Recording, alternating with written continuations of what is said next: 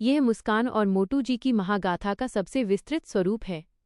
आपके निर्देशानुसार मैंने प्रथम खंड को पूरी गहराई, सूक्ष्म संवादों और दार्शनिक विस्तार के साथ 5000 शब्दों की वैचारिक सघनता डेप्थ में पिरोया है। महागाथा, अंतिम दृष्टा की खोज। प्रथम खंड, अस्तित्व का संघर्ष और शरण। गांव की सीमा जहां समाप्त होती थी, वहां से प्रकृति का एक ऐसा साम्राज्य शुरू होता था जहां समय की गति थम सी जाती थी। धूल भरी पगडंडियों के अंत पर एक विशाल, प्राचीन बरगद का पेड़ खड़ा था। ये केवल एक वृक्ष नहीं था, बल्कि इस क्षेत्र का सबसे पुराना निवासी था, जिसने पीढ़ियों को जन्म लेते और मिट्टी में मिलते देखा था। इसकी जटाएं जमीन में इतनी गहरी धंसी हुई थीं, जैसे वे पाताल के रहस्यों को पी रही हों। इसी बरगद की शीतल और अनंत छांव में मोटू जी का निवास था। मोटू जी गांव के लोग उन्हें इसी नाम से जानते थे। उनका शरीर विशाल था, जो उनकी आंतरिक स्थिरता और अचलता का प्रतीक लगता था। वे अक्सर एक पुरानी चटाई पर अपनी फटी पुरानी गीता को घुटने पर रखे, आंखें बंद किए बैठे रहते थे। उनके पास कोई भव्य आश्रम नहीं था, न ही कोई शिष्यों की भीड़, फिर भी जो कोई उनके पास आता वो अपनी अशांति की गठरी वहीं छोड़ जाता। उनकी आंखें जब खुलती तो ऐसा लगता जैसे उनमें पूरा आकाश समाया हो। वे मुस्कान के लिए एक मित्र, एक पिता और एक जीवित बुद्ध के समान थे। आज का दिन गांव में उत्सव का था, पर मुस्कान के लिए ये किसी प्रलय से कम नहीं था। गांव की गलियों में शहनाइयां बज रही थीं, पर मुस्कान के दिल में चीखें गूंज रही थीं।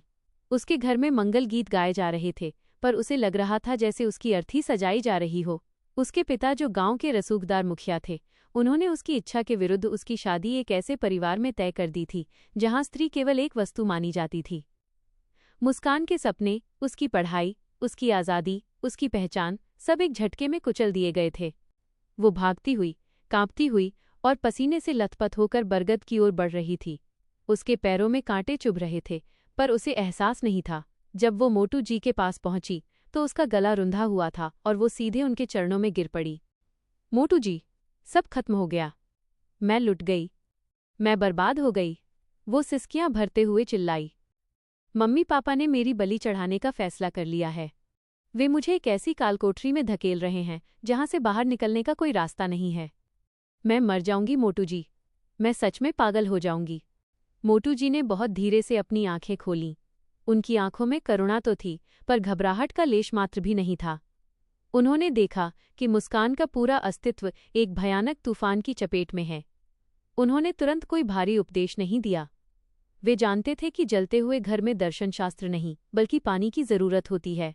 उन्होंने पास रखे मिट्टी के पुराने घड़े से एक पीतल के लोटे में शीतल जल निकाला और मुस्कान की ओर बढ़ा दिया।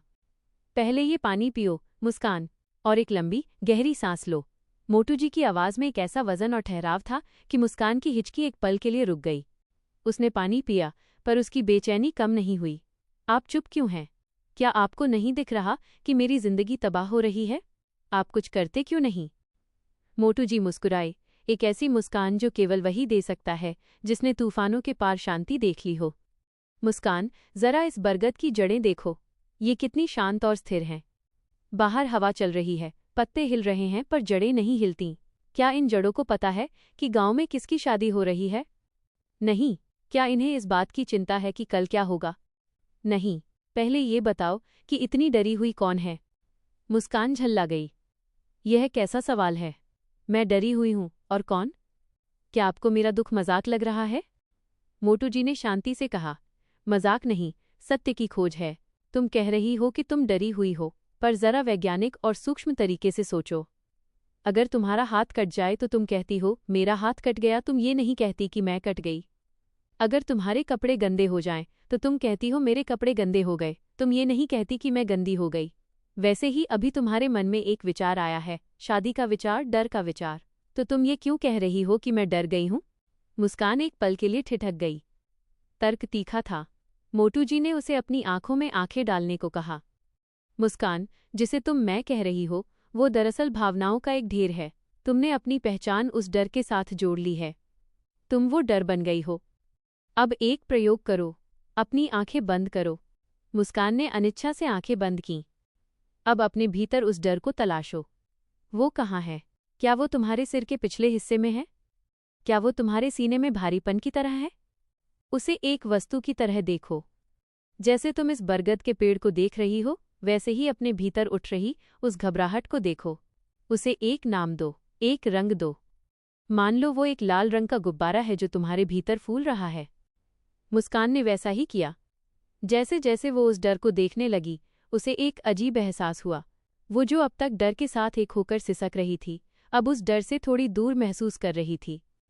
मोटू जी, उसने आंखें बंद किए ही कहा, मैं उस डर को देख पा रही हूँ। वो मेरे सीने में एक बेचैनी की तरह है। बहुत अच्छा, मोटू जी की आवाज़ गूंजी। अब सबसे बड़ा सवाल खुद से पूछो, यदि तुम उस डर को देख पा रही हो, तो क्या तुम वो डर हो सकती हो? क्या आंख खुद को देख सकती है? नहीं, आंख केवल दूसरी चीज़ों को देखती है। यदि तुम डर को देख रही हो, तो इसका सीधा मतलब है कि तुम डर से अलग हो।